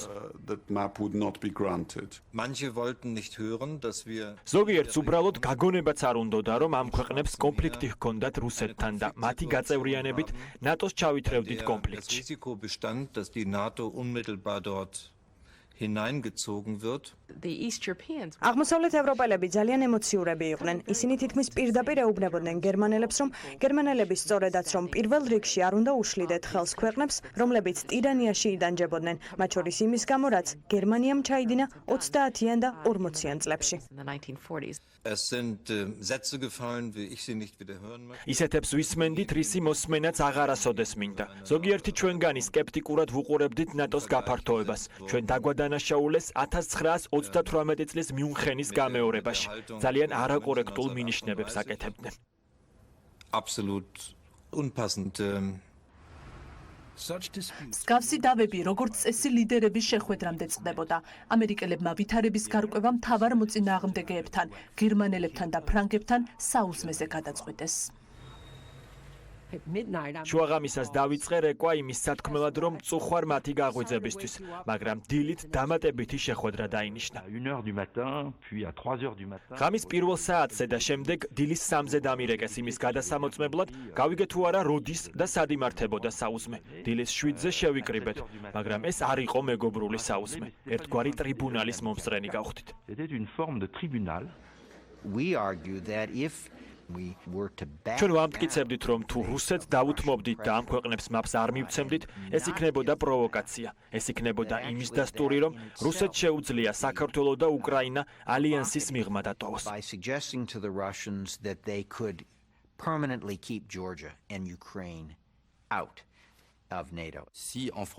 მაპი რომ მიგვენიჭებინა, ცივომს მივიღებდით. ახალ განხეთქილებას ევროპაში, ასე რომ ჩვენი გზავნილი იყო, არ დაგნებდებით.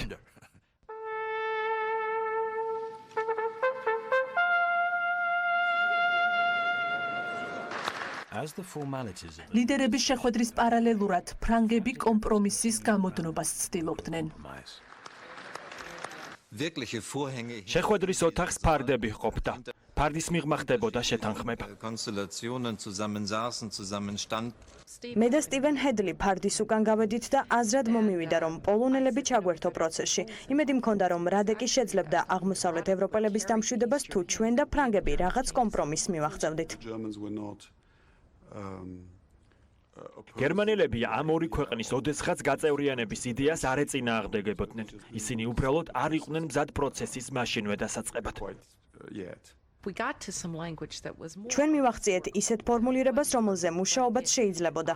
ცხადია, ის საუკეთესო არ იყო, მაგრამ საგარეო საქმეთა მინისტრებს უბიძგებდა დეკემბერში გადაწყვეტილების მისაღებად. გადაწყვეტილების 8 თვით გადადება მერკელი და ბუში ასე თუ ისე დააკმაყოფილა, მაგრამ არა ყოფილი საბჭოთა სატელიტი ქვეყნები. აღმოსავლეთ და ცენტრალური ევროპის ქვეყნები აღშფოთებულები იყვნენ. ისინი ამ ფორმულირებას რუსეთის წინაშე კაპიტულაციად, რუსულ ვეტოდ მიიჩნევდნენ და ცვლილებებს ითხოვდნენ.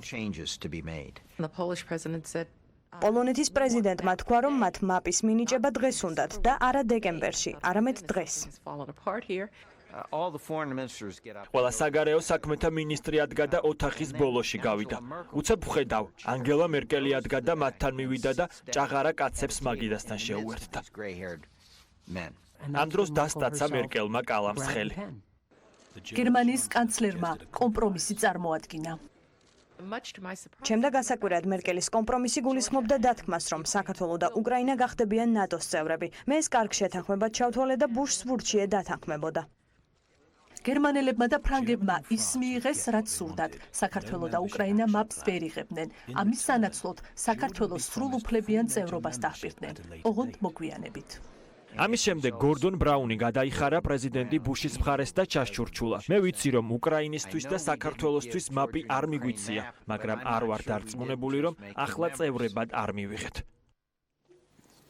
აი ეს არის ის ფილმი 4 საათიანი ფილმია 4 სერიანი რუსეთს ეხება რაღაც ნაწილებში ვთქვათ ავტორს ვეთანხმები რაღაცებში არა მაგრამ ყოველ შემთხვევაში საინტერესო სანახავია რაც შეეხება აი ამ პირველ წყაროებს ჩემთვის ძალიან მიუხედავად იმისა რომ ბევრი რამე მე თვითონაც ვიცოდი იმიტომ რომ ჩვენი ხელისუფლების წარმომადგენლები მათ შორის გიგაბო კიდეც იქ იყვნენ მაშინ აი ეს პირველ წყაროებისგან და აი ამ დიდი ფიგურებისგან მოსმენა სულ სხვა რამეა ანუ რეალურად ამის შემდეგ ზუსტად გამოვიდა ეს ლუკოფის რეპორტი თუ გახსოვს Heritage Foundation-ის იმიტომ რომ ერთადერთი არგუმენტი, რასაც ნატოში დემოკრატიის გარდა და ამ დემოკრატიის ნაწილამდეც მივალ ბუნებრივია, რასაც ნატოში გაწევრიანების წინააღმდეგ იყენებენ, არის ჩვენი შიდა კონფლიქტი და აგერ უსმინეთ გერმანიის საგარეო მინისტრსაც ფრანც ვოლტერ შტაინმაიერს, რომელიც ბევრად უფრო პრორუსია ვიდრე მისი კანცლერი მერკელი, დღეს პრეზიდენტია შტაინმაიერი, გერმანიის მაშინ საგარეო საქმეთა მინისტრი იყო და ამას გარდა თქვა და მთავარი რასაც უთითებენ არის ის რომ კონფლიქტები გაქვთ და ჩვენს კონფლიქტში ჩაგვითრევთ. და ამას ეხმიანებოდა ზუსტად ეს Heritage Foundation-ის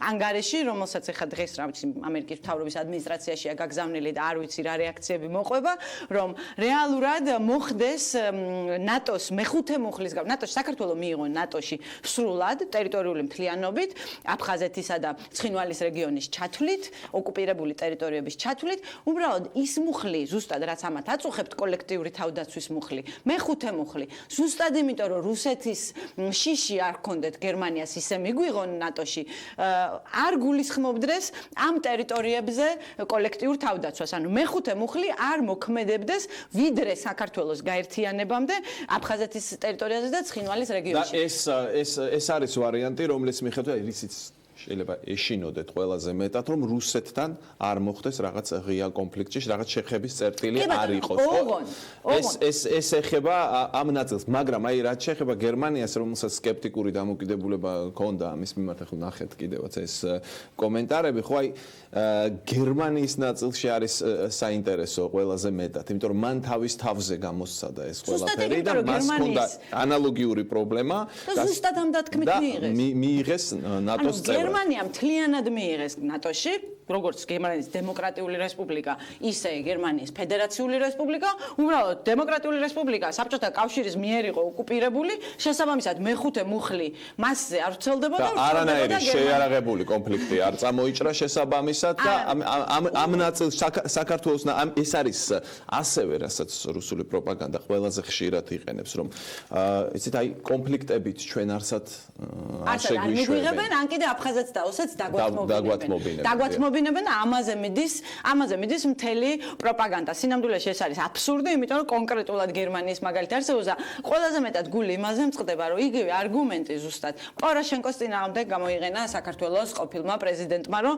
ესო ტერიტორიების დათმობის სანაცვლოდ ნატოში შესვლას იხვეწებაო, ცოტა ნინო ბურჯანაძე გამახსენდა, რაც ძალიან მეწყინა ნამდვილად სააკაშვილის მხრიდან, იმიტომ რომ რაღაც ფსკერი უნდა იპოვოს. ლაპარაკი იმაზე, რომ ვთქვათ ნატო არ უქმნის საფრთხეს რუსეთის ფედერაციას, ამაზე ეს ნიშნავს რაღაც რუსეთს ამაში ვერ დაარწმუნებს, ის განსაზღვრულია მისი პოლიტიკა, ამას აზრი არ აქვს უბრალოდ ამაზე ლაპარაკს რუსეთთან დაკავშირებით, რომ დაარწმუნო ახლა ის არის თუ არა საფრთხე. თამითმეტ სულ სხვა რამეში არწმუნებს რუსეთმა ძალიან კარგად იცის, რომ ნატო მასთან ომს არ დაიწყებს. რუსეთს უბრალოდ არ უნდა, რომ მისი სატელიტები, მისი ყოფილი ვასალი ქვეყნები, ანუ როგორიც არის საქართველო, გავლენის სფეროდან ისე გაექცეს, რომ უკან ვეღარ შემოიბრუნოს და პუტინის ოცნება რომ აღადგინოს საბჭოთა კავშირი, რასაც უდიდეს გეოპოლიტიკურ კატასტროფას მიიჩნევს მე-20 საუკუნის, ეს ვერ შესრულდეს. ოღონდ, აქ არის კიდევ ერთი საკითხი, ძალიან მნიშვნელოვანი, რომ ეს რა ქვია, გარდა აი ამ კონკრეტული თემისა, რომელიც უფრო ვთქვათ, სხვანაირად უნდა გადაწყდეს, ხო? არის მეორე საკითხი, დემოკრატიის კომპონენტი. რა საკვირველია? იმისთვის, რომ შენი ოჯახში შეხვიდე, იგივე თამაშის წესებით უნდა თამაშობდე, რა თამაშის წესებითაც ის ქვეყნები თამაშობდნენ. და სრულიად არ არის შემთხვევითი და ძალიან გასაგები და ლოგიკურია, მაგალითად ნატოს გენერალური მდივანი რატომ ლაპარაკობს არჩევნებზე, იქ EUTOS დასკვნას ეყრდნობა, რატომ ლაპარაკობს სასამართლო სისტემაზე. საზოგადოებამ იცის და კიდევ ერთხელ უნდა ვთქვათ, რომ ნატო არ არის მხოლოდ სამხედრო ორგანიზაცია, ამას იმიტომ ქვია სამხედრო პოლიტიკური ორგანიზაცია, რომ შენ იქ როდესაც შედიხარ, შენ მას კი არ ასუსტებ, შენ მას აძლიერებ და შედიხარ იმ სამყაროს წევრი ხდები, სადაც არის დემოკრატია უმნიშვნელოვანეს და შენ შედიხარ იქ დემოკრატიით და ერთია რომ დიდი გეოპოლიტიკური საკითხია, რა თქმა უნდა, საქართველოს მიიღებენ თუ არ, როდის მიიღებენ ნატოში, ეს დიდი საკითხია, მაგრამ შენ თუ დემოკრატიისგან გამოშიგნული იქნები, შენ იქ ვერასოდეს ვერ მიხვდები, ეს დარწმუნებით შეგვიძლია. და ამ ხრივ ძალიან საგულისხმო იყო ის, რომ აი აქამდე არ უხსენებიათ ეს არასოდეს და დღეს ჩამოდის მისი ნატოს გენერალური მდივანი და საუბრობს ძალაუფლების შვიდობიანი გადაბარების მნიშვნელობაზე. ჩვენ ძალიან კარგად გვახსოვს სააკაშვილის ვიზიტი 2012 წლის თებერვალში შედგა თუ არ ვცდები ობამასთან. მანამდე ჰილარი კლინტონი იყო აქ ჩამოსული და მანაც ახსენა და მან ესეთი რამე თქვა, რომ ძალაუფლების ოფიციალური გადაცემა თუ ფორმალური გადაცემა, მე ყველა თარგმანში დაიკარგა და იყო აქ დიდი გარჩევები, რომ რა უთხრა ობამამ სააკაშვილს. რეალურად დღესაც ზუსტად იგივე ივანიშვილის აგერ მეორე ვადის ბოლოში ისევ ჩვენი დასავლელი პარტნიორები საუბრობენ ძალაუფლების მშვიდობიან გადაბარებაზე, ჩვენ შეგვიძლია გავიხსენოთ ეს ყველაფერი ვიდეო ვნახოთ და მე ნელ-ნელა დასრულებისკენ წავიდეთ, თორე გადავაჭარბეთ ყველა ლიმიტს. I want to express my appreciation for the work that's been done in the past, but also anticipating fair and free elections here, the formal transfer of power that'll be taking place in Georgia, which I think will solidify many of these reforms that have already taken place. არჩევნების ჩატარების მთავარი არსი ისაა, რომ ხალხი წყვეტს ვინ იქნება მთავრობაში. ხალხს ასევე აქვს უფლება მთავრობა შეცვალოს. მშვიდობიან გადაბარებას არსებითი მნიშვნელობა აქვს დემოკრატიული საზოგადოებისთვის. რა ვიცი, აბა პარალელები თუ არსებობს, აქაც შეიძლება ალბათ პარალელის გავლება, ეს არასაკვირველი არის, ერთ შემთხვევაში არ ნიშნავს იმას, რომ ნატო კარნახობს ან ამერიკის შეერთებული შტატები ქართველ ხალხს ვინ აირჩიონ, მაგრამ მეორე მხრივ ახლა ის რომ ძალაუფლება უნდა იცვლებოდეს, ხელისუფლება უნდა იცვლებოდეს მშვიდობიანად და არა 600,000 ადამიანისთვის ვალების გადახდის ხარჯზე და მოსყიდვით და დაშინებით, ეს არის ფაქტი და თუ გვინდა რომ გავხდეთ დემოკრატიული ქვეყნების ოჯახის წევრი და გვფარავდეს მათი უსაფრთხოების ქოლგა, ბუნებრივია რომ ჩვენ უნდა დავითამაშოთ ჩვენ ვერასოდეს ვერსა ჯერთი ნატოს გენერალური მდივანი იქნება თუ ნებისმიერი ვინც არ უნდა იყოს სახელმწიფოს ლიდერი, ჩვენი პარტნიორი სახელმწიფოს დიპლომატიურ დონეზე ვერსად ვერ გაიგონებთ, წარმოუდგენელია ვინმეს უკარნახოს, ახლა ხელისუფლება უნდა შეიცვალოს და არჩეს თუ რა ფორმით იყოს, ხო? ეს გამორიცხულია, მაგრამ ნების გამოხატვა როდესაც არჩევნების თემას ეხებიან, ანუ შენ პრაქტიკულად პირდაპირ გეუბნებიან, უნდა ჩაატარო არჩევნები ნორმალურად და მე ქართველმა ხალხმა გადაწყვიტოს ამ ნორმალური არჩევნების საფუძველზე, ვინ იქნება ხელისუფლებაში და ვინ არ იქნება ხელისუფლებაში, ვინ გადავა ოპოზიციაში და ასე შემდეგ. ამიტომ მე მგონია, რომ მათ შორის სასამართლოზე როდესაც აქცენტი იყო, ესეც ძალიან მნიშვნელოვანია. ხო, აი ეს შემთხვევით არაფერი არის ნატოს გენერალური დივანი შემთხვევით არაფერს არ ამბობს. ყველა სიტყვა წინასწარ იწონება, ამაში შეგიძლიათ ჩემს რაღაც გამოცდილებას ენდოთ, იმიტომ რომ მე მახსოვს აი დღეები და ღამეები გათანებული იმაზე შეშფოთებას ჩაწერდნენ თუ აღშფოთებას. აი ამაზე ჭიდაობები მახსოვს, ანუ ყველა სიტყვა რაც წერია და სხვა შორის ამ ხრივ ამერიკის სახელმწიფო დეპარტამენტის არჩევნების მერე გაკეთებული განცხადება საგულისხმო იყო 6 თვე რომ ისცეს დემოკრატიული რეფორმებისთვის, რომ არ იწერება ესე ყველა სიტყვას ძალიან დიდხანს წონიან, ყველა სიტყვას აქვს მნიშვნელობა და ვინც ამ სიტყვების კითხვა იცის ძალიან და რატომ არის აი ბოლოს უკვე ფინალისტვის თქვა რატომ არის ეს მნიშვნელოვანი? ეს არ არის როცა ვიღაც უფროსი ძმა რამეს გიკარნახებს, ეს მდგომარეობა არ არის. ჩვენ ვართ პარტნიორები, შესაბამისად ისინი დაინტერესებული არიან აქ სტაბილურობით, ხო? ჩვენ როცა პარტნიორი ყავს, გინდა რომ შესაბამისად, ანუ როდესაც არჩევნები არ ტარდება ნორმალურად, ეს იწვევს სხვა პროცესებს და ეს შეიძლება გადავიდეს სხვა გეოპოლიტიკურ პრობლემებში შემდეგ. რუსეთი ყავს ახლოს და როდესაც შვიდობიანად რაღაც არ ხდება, ეს ყოველთვის რისკებს აჩენს. ამიტომ ეს პარტნიორები ამაში დაინტერესებული არიან და უპირველეს ყოვლისა ჩვენ. ბუნებრივია, სხვა შორის აი ჰედლი, სტივენ ჰედლი უშიშრობის საბჭოს დივანი ამერიკის შეერთებული შტატების მაშინდელი 2008 წელს მაგას ამბობდა, რომ პირიქითო თუ არ მივსემთ ეს იქნება რუსებისთვის პროვოკაციაო, ანუ აი და მოხდა კიდეც 2008 წელს ომიც მოყვა. ჩვენ ნახეთ რუსეთი რაზეა წამსვლელი 2008 წელს და 2008 წელს პრობლემა კიდევ ის იყო, რომ ომის შემდეგაც კი ბევრი ვერ მიხვდა დასავლეთში აქ რა მოხდა სინამდვილეში და უკრაინა დასჭირდა შემდეგ ამას რომ მიმხვდარიყო. სამწუხაროდ საკმარისი დრო არ აქვს იმისთვის რომ განვიხილოთ როგორ მოახერხა თუ არა საერთოდ საქართველოს მთავრობამ უკრაინის მერე რომ ნატომ თვალები გაახილა, რუსეთი უცებ საფრთხე გაჩნდა, კრიზისიდან გამოსვლა დაიწყო და ამაზე ბევრია სასაუბრო, იმიტომ რომ ზოგადად ნატოზეც სასაუბრო, იმიტომ რომ საბჭოთა კავშირი აღარ არსებობს, ამ საბჭოთა კავშირის საპირწონედ შეიქმნა ეს ალიანსი, დღეს რა ფუნქცია აქვს მას, ამაზე საუბარიც კარგი იქნება და მაყურებელთვის დღის წესრიგში, როდესაც უკრაინის ამბავი ხდება, ჩვენი თემა. ჩვენ სად ვიყავით ამ დროს და გვეძინა თუ არ გვეძინა. ახლა სად ვარ. მოკლედ, ვფიქრობ საინტერესო იყო მაყურებლისთვის ალბათ ორივე თემა, რომ იმედი არ გადაგღალეთ ძალიან. ცოტა დროს კი გადავაცილეთ, მაგრამ ნიშნავს. ერთი რაღაც მინდა ვთქვა, ყველა შენიშვნა ეხება იმას, მე რამდენს მოძრავ და სანამ რადიკალურ ზომებს მივმართავ გაშეშების და მივმართავ თქვენი ხალხით, აუცილებლად ეგება მანამდე რაღაცა მყინვარის და თერგის კონტექსტში, აი საოპერო. ხო გაზეპირებინებდნენ ხოლმე მგზავრის წერილებიდან. ამას ესე შემომხედოთ ცოტა ხანი და თუ ვერ შეეგუებით და კიდევ გაგრძელდება ჩემოძრაობაზე საყვედურები, რადიკალურად გავშეშდები. რადიკალურად არ გინდა იმ მოძრაობა როგორც მოძრაობ. დიდი მადლობა. კარგი, ძილნებისა. მაყურებელს მომავალ შეხვედრამდე ნახვამდის.